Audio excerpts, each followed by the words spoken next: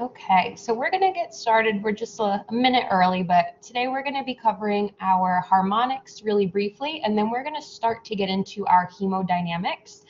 I kind of briefly talked about hemodynamics when we were learning about legs in lab last week, and I kind of said that we're going to come back to it more when we get to our vascular class in the fall, and that is true, but there are some concepts about hemodynamics that will definitely be on your physics registry, so we do need to kind of touch upon that in this course as well. So hopefully by the time we get to the fall, all of that will be pretty well understood.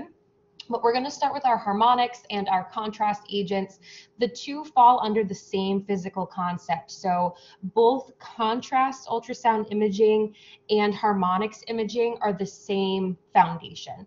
So you may have seen some technologists doing harmonics or using harmonics while they're scanning just regular exams. So if they're looking at their gallbladder and they want to clear up that image, right? They want to make that gallbladder nice and anechoic, get rid of some of that noise in the image. They're going to use that application known as harmonics. So what actually is that? There are two different forms of it: tissue harmonics, which they're using in that general exam, and then contrast harmonics, which we'll talk about in a second. That's a little bit more of the interventional application. So harmonic imaging, they're using the same foundation, and what we're doing with that when we're using it is we're telling the system, hey, I want to take that original frequency and I basically want to double it. So in your textbook, it's going to give you the definition of creating an image using sound reflections at twice the frequency of the transmitted sound. So in this case, our transmitted sound is known as our fundamental frequency. That's our original frequency. That's what we're using created by the transducer, and that's what's being sent into the body. Now, as it's traveling, right, as we're waiting for that fundamental frequency to become reflected frequency, harmonic imaging is saying, hey, I want to double that original value. I want to double that fundamental frequency. Now, harmonic waves, right? So we're basically saying that we want this wave to behave in two different ways. We want to keep that fundamental or that original frequency, but then we also want some of that original wave to be doubled in order to use that harmonic application. When we're doing that, we're basically making that original sound wave behave in a way that we can't predict. So harmonic waves are going to use non-linear behavior. Now, every other type of wave that we're using when we're not using harmonics is using some type of linear wave.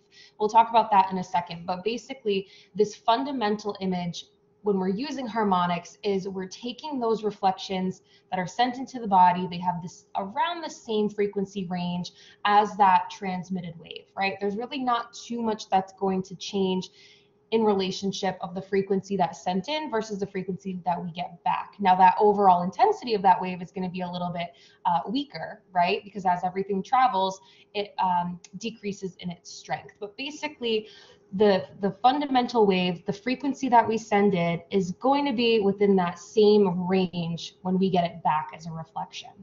So now when we're using harmonics, we're saying that we want a portion of that to be doubled. So why are we doing that? You guys, if you've seen your technologists do that, they're doing it to get rid of noise, right? To improve their image quality.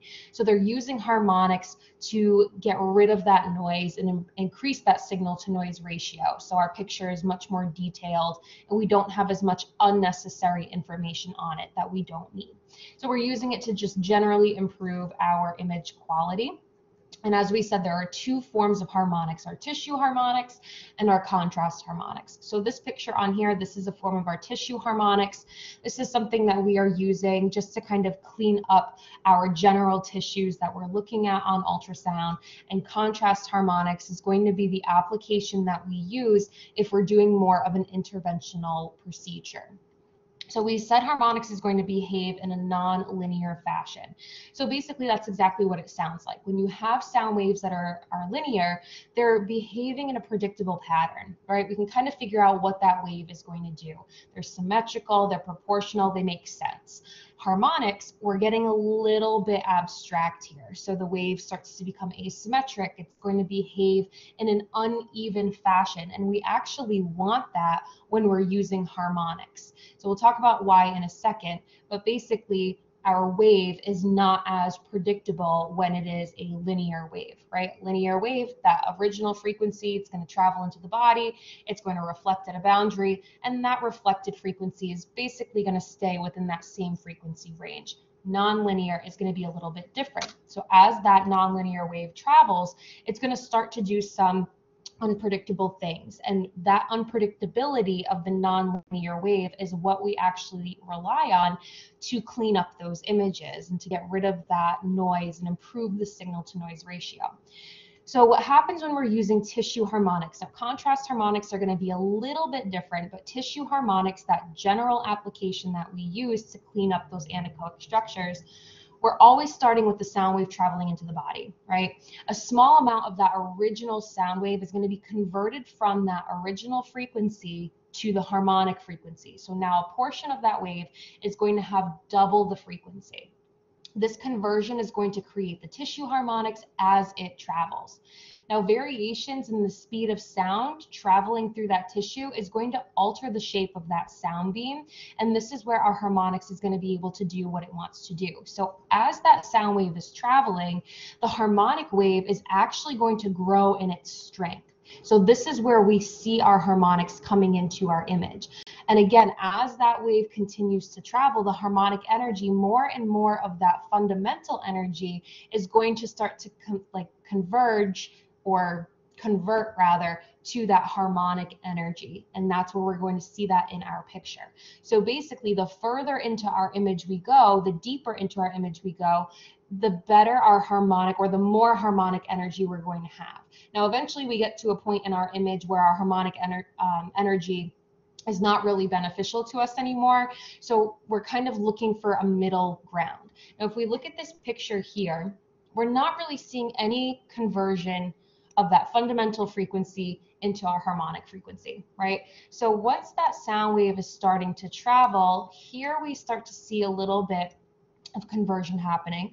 And as it travels, more and more of it is becoming that harmonic energy.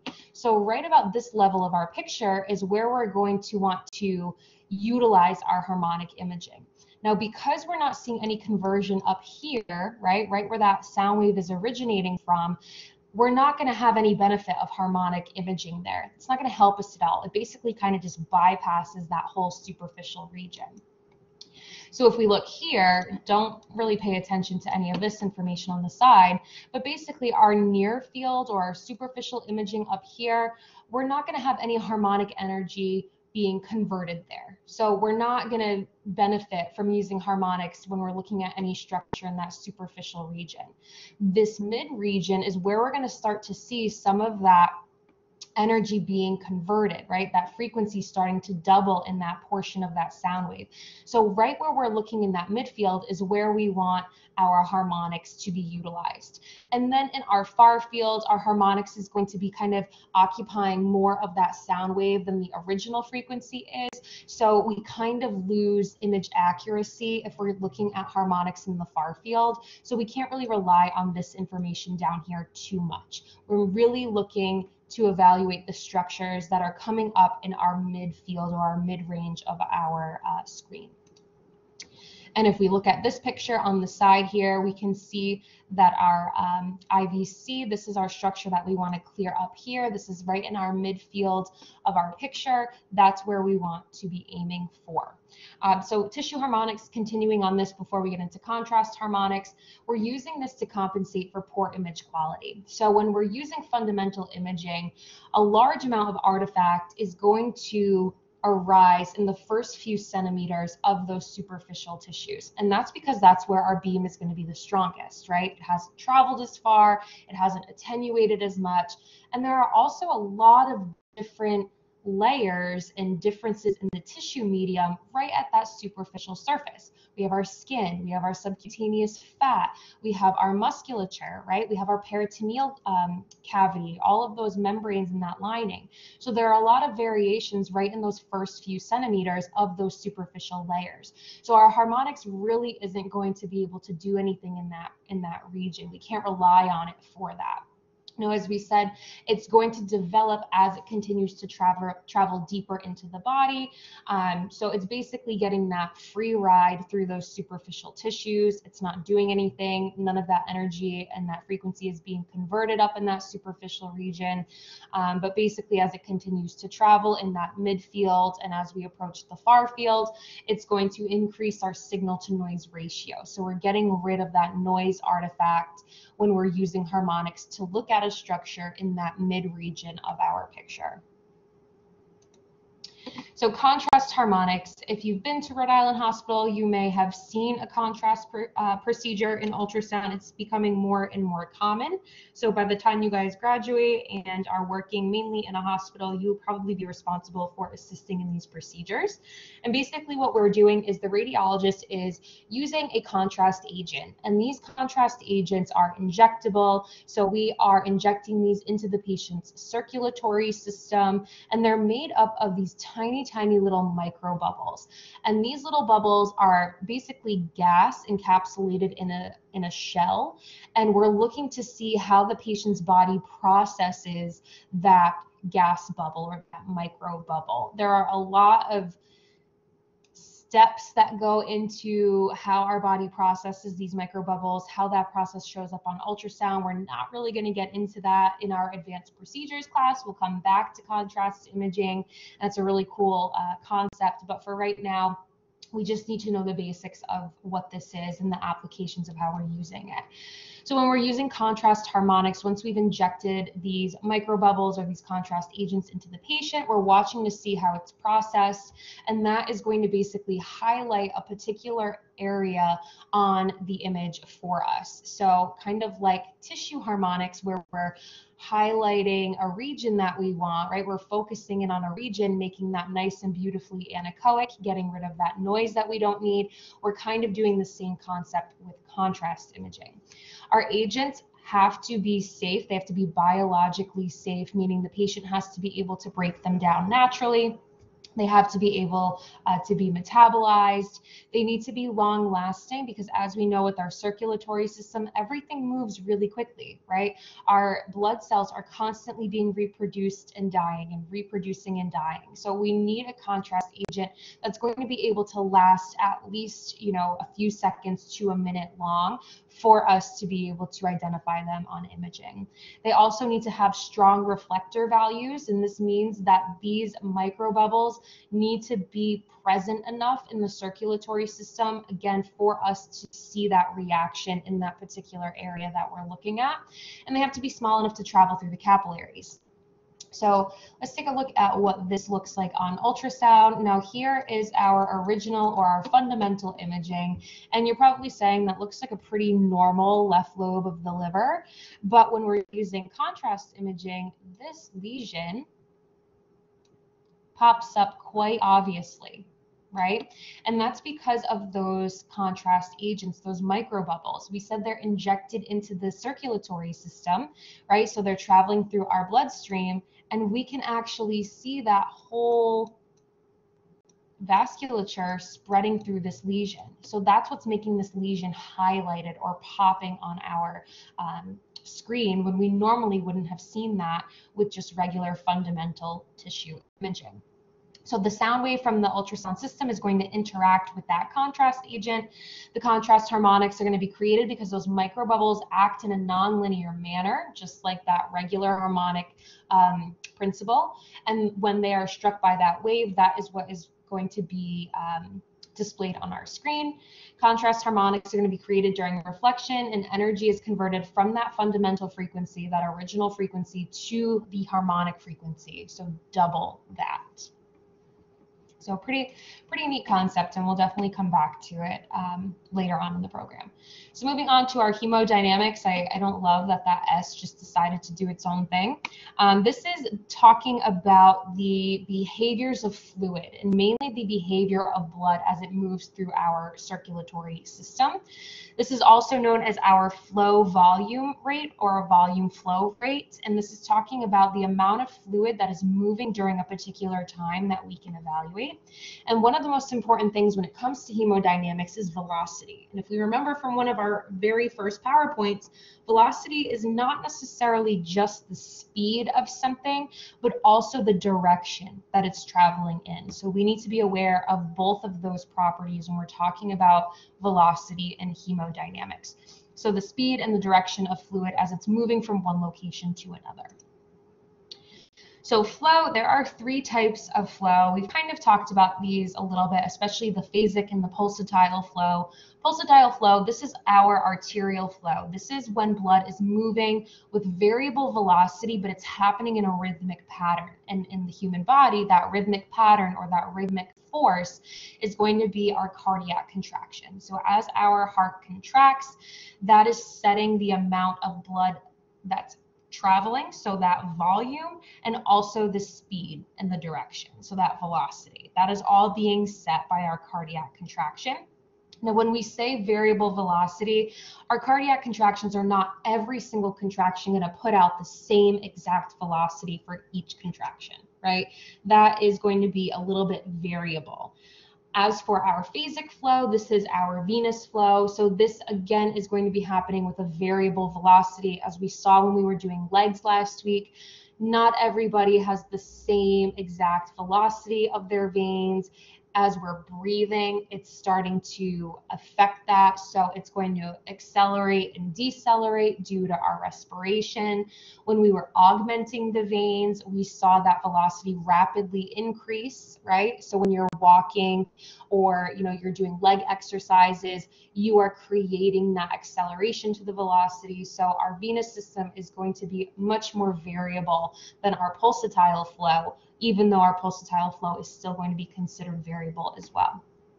And then we also have steady flow. So this is not really something that occurs in human beings. This is when we have flow that's moving at a constant speed or velocity. So this is non-variable flow.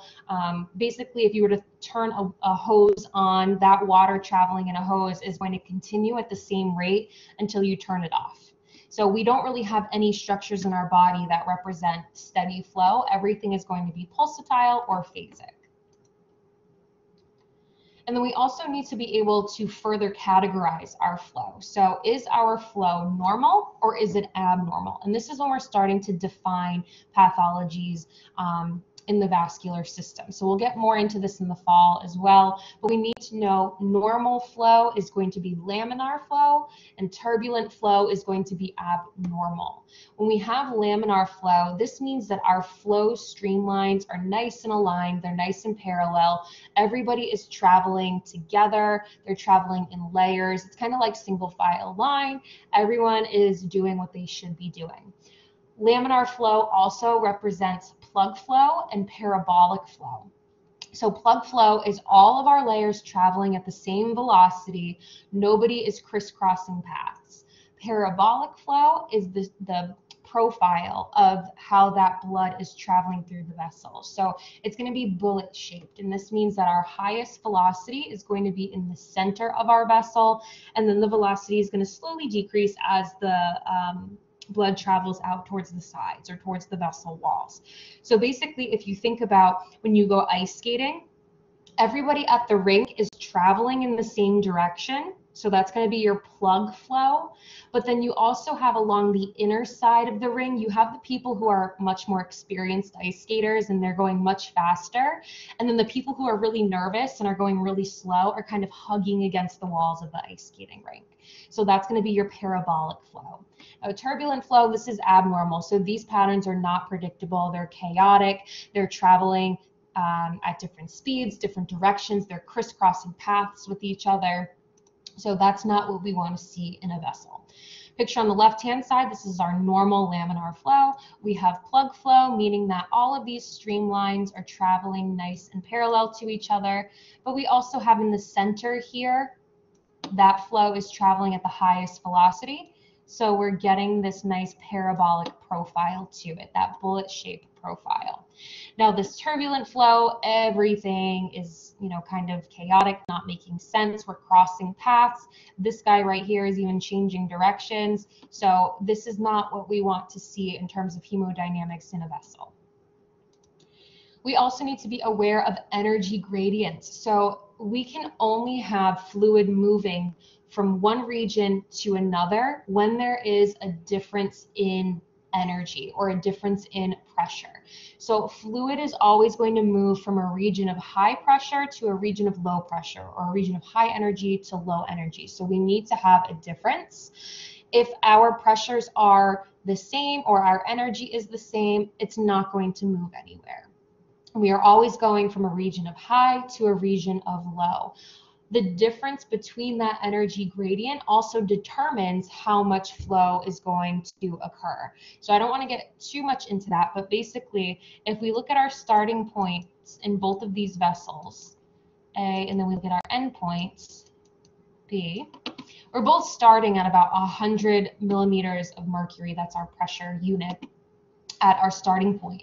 And both of the endpoints are lower, so we know we're going to have movement of fluid because there's a difference in the gradient. Gradient means difference. There's an energy difference, but the energy difference is greater here, right? That's a significant difference between 100 to 25 rather than 100 to 75.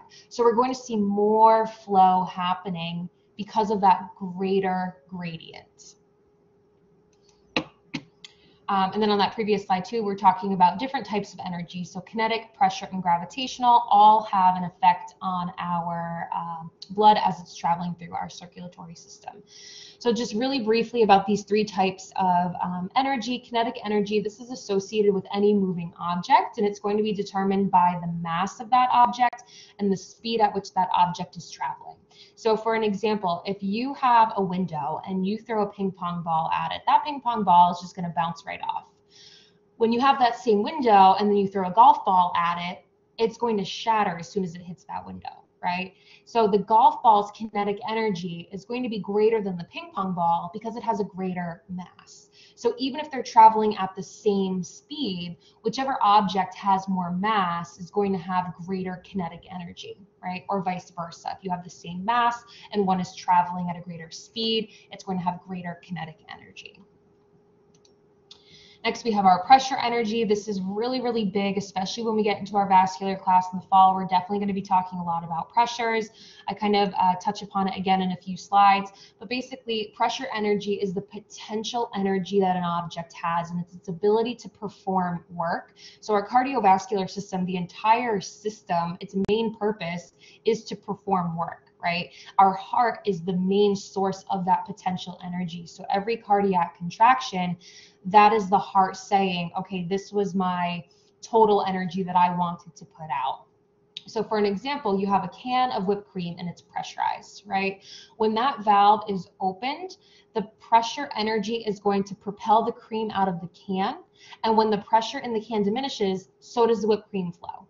Right? So when you have that pressure energy, the potential in that can, depending on how much pressure is in there, that is going to determine its ability of work, right? And in this case, it would be the amount of whipped cream that comes out, depending on how much pressure is in that can.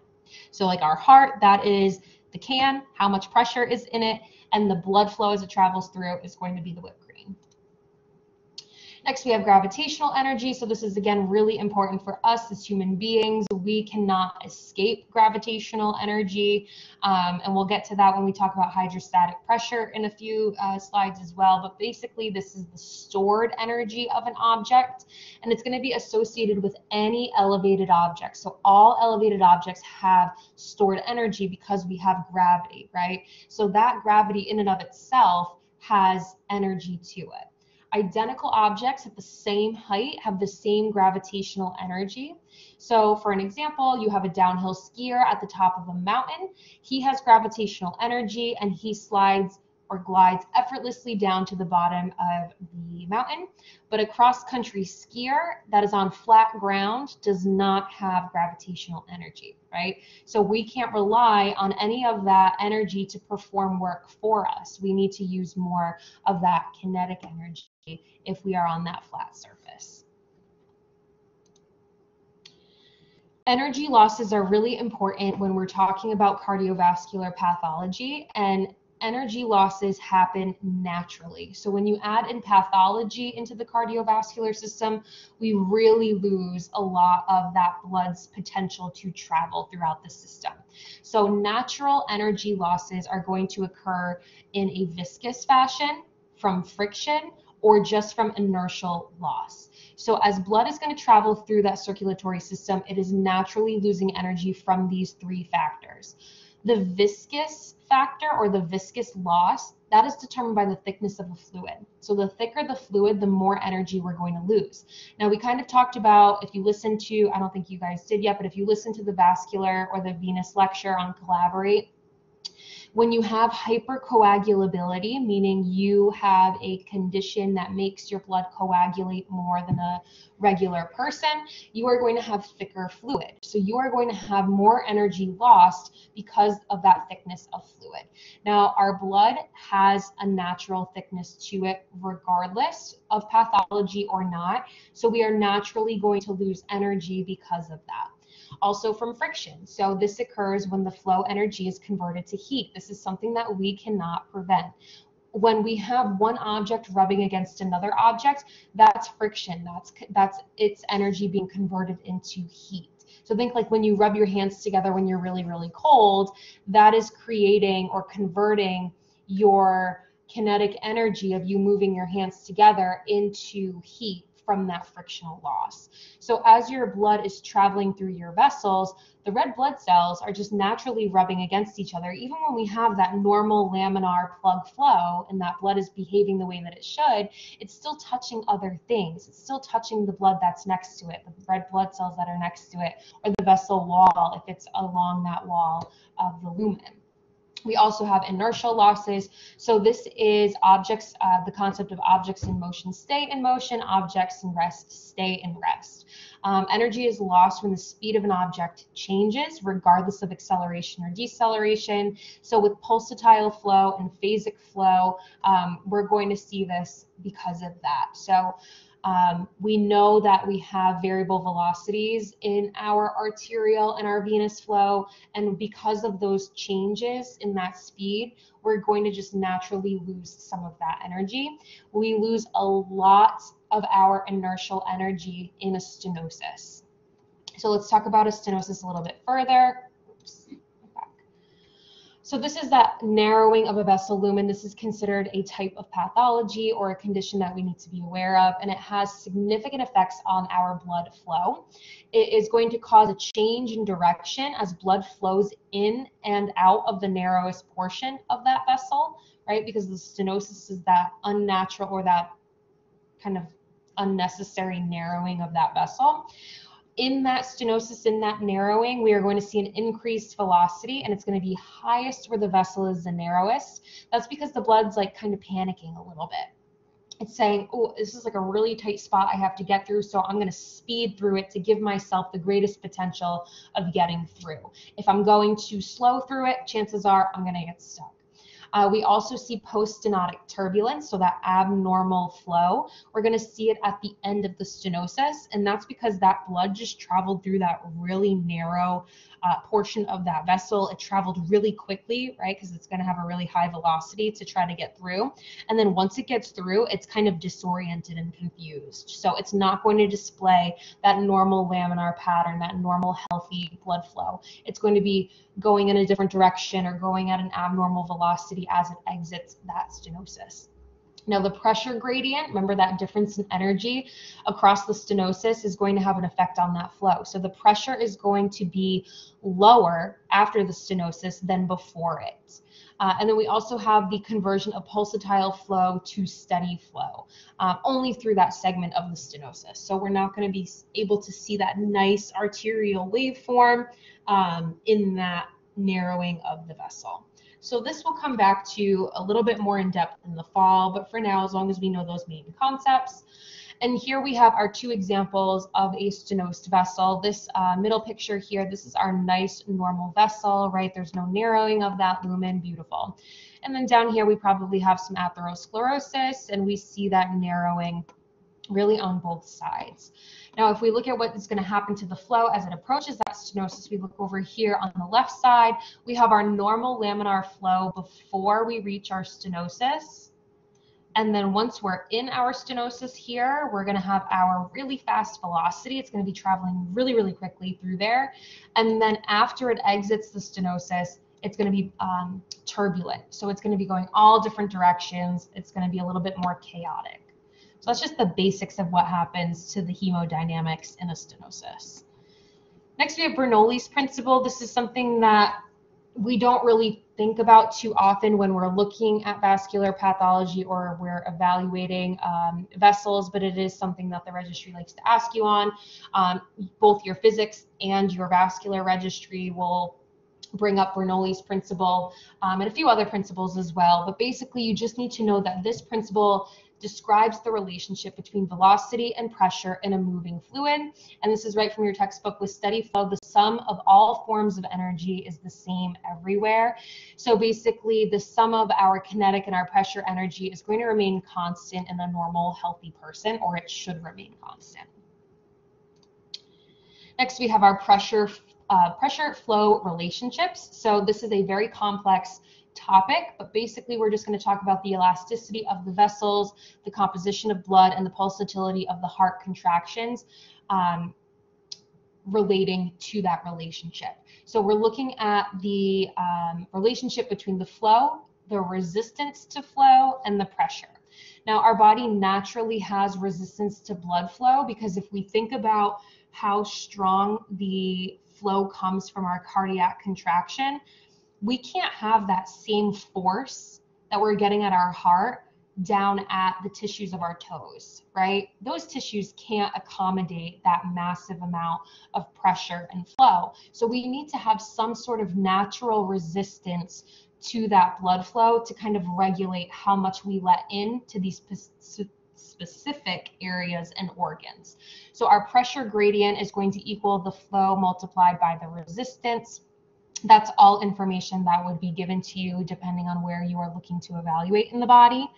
The pressure gradient is going to increase when flow or resistance increases. So we're going to see that natural relationship between our body saying, okay, wait a minute, my resistance needs to increase. I can't take in all of this blood flow right now. So then the pressure gradient is going to increase to try to help that process. The flow is going to increase when the pressure gradient increases or the resistance decreases. So that flow has an inverse relationship to the resistance, whereas pressure has a direct relationship to the flow and the resistance. So flow is going to be a little bit particular, and we'll come back to that.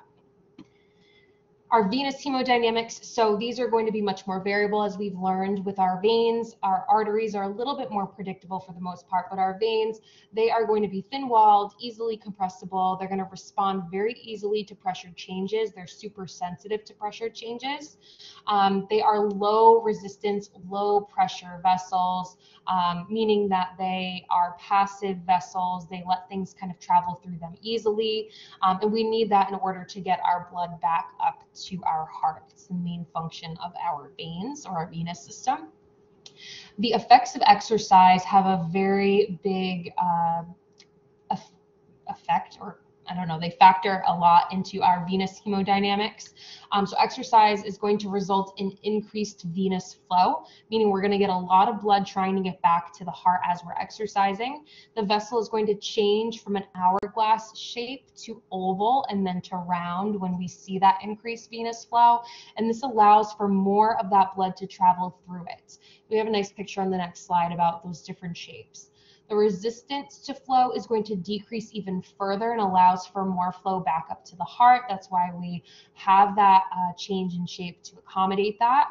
And once that volume passes, the vessel is going to collapse again. So then once we kind of calm down, we're not exercising anymore, we don't need as much flow volume to go back up to the heart, so our vein is going to kind of compress and hang back out again. So here we have our artery versus our vein. So our artery is really going to kind of keep its shape. It doesn't really change. It pulsates as the blood volume comes through, but it doesn't really change its shape at all, and it's not really compressible because of that really thick inner muscle layer.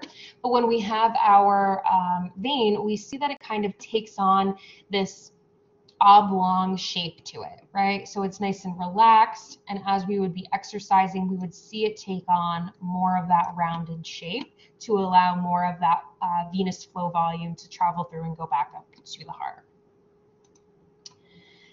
So we said our veins are really receptive to pressure changes, and breathing is one of the biggest pressure changes that we are going to put on our venous system.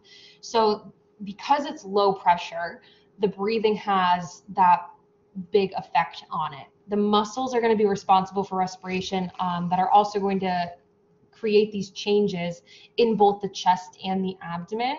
Now, inspiration and expiration are going to have two different effects on that pressure of the venous system.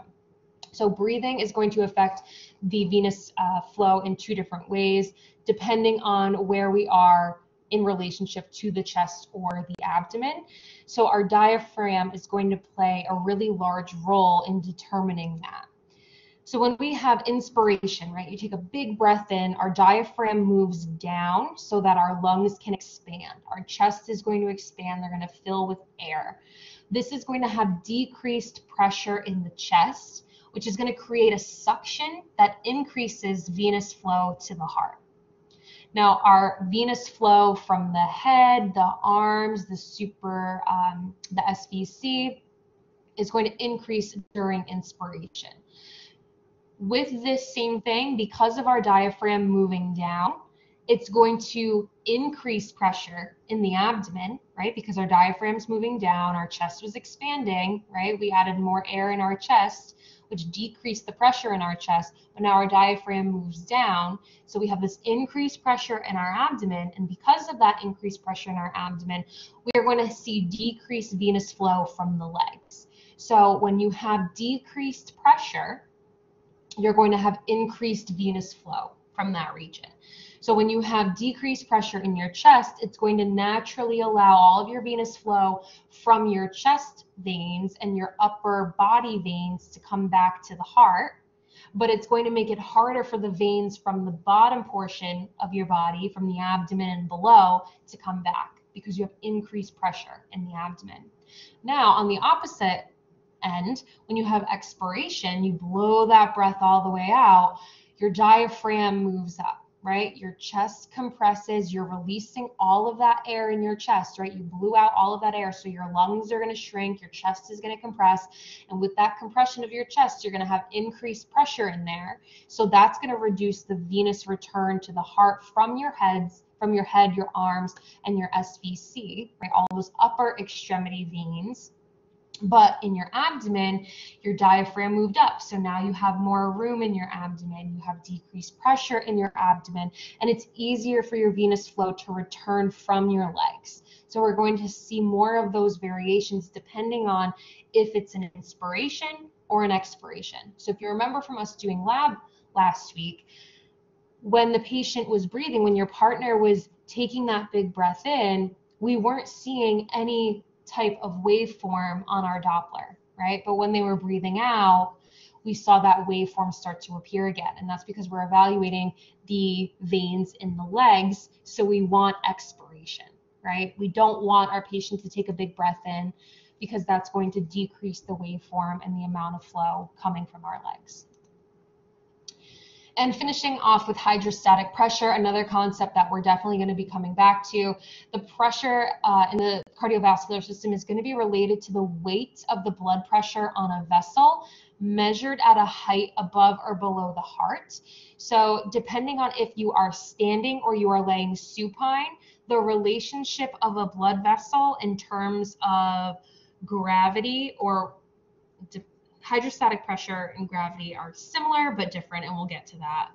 But when you're standing versus when you're supine, we have a different amount of hydrostatic pressure on our vessels. So it's really important for us to be aware of hydrostatic pressure and be aware of our patient positioning when we're scanning certain vessels. So we said it's the relationship or the weight of the blood in a vessel at or above or below the heart. So our heart is our driving force, right? That is where all of our cardiovascular pressure is coming from, the potential energy, the kinetic energy. That's all originating at our heart. So at our heart, regardless of standing or laying down, our heart is always going to have zero hydrostatic pressure because that's where it's originating from. Now, the structures located above our heart are going to have higher hydrostatic pressure.